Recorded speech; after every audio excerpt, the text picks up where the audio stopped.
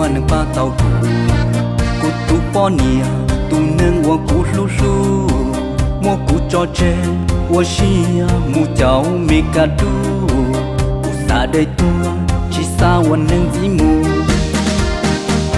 rồi lúa tu chia lăng từ lộc ba tàu có lúa tu cu có gì thời nhỏ to mẹ cả đu trên để nhon để lo to cho nước đua lo nữ cho pha lo mua bầu có hai dầu nó chỉ cụ cơ tua wa nâng nhỏ lo chỉ rong khó từng gì tua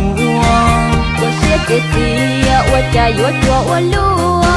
，chẳng chúa bé cho, câu mò nhớ trâu lo chùa. thâu lầu đi cụ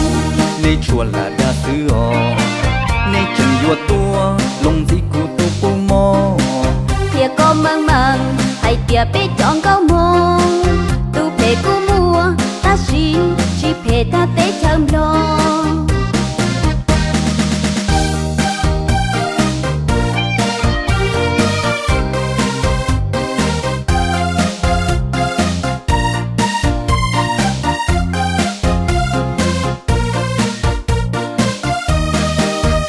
mua lên từ cả lo wa cụ po nia lo chờ cho xia có đi cho cụ nhua xia Tế lù có hai, là hai lời do hai tia,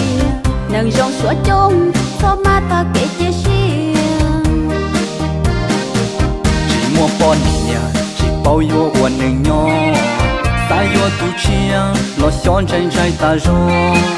Và tiệc chỉ sân, chín trai bê chọn câu mò, là lo say bê, đi rau nhớ tê thơm lo. yo wa li cha thiên yuan cha tàu tu rong nên rong mua cha nên thể mà trong lý trong đủ non tranh trai con nia sẽ thể sẽ nhong nên chọn câu mò wa chẳng cho tu sẽ rong Bê chọn câu mò, chỉ do vua phê xua lần. Nú nọ cu yu, thọ hai khó quá trăng trăng. Bê chọn câu mò, tua chờ tôi đi cho xí năng. Vì sao kể thưa, rong xia cho mùa nào.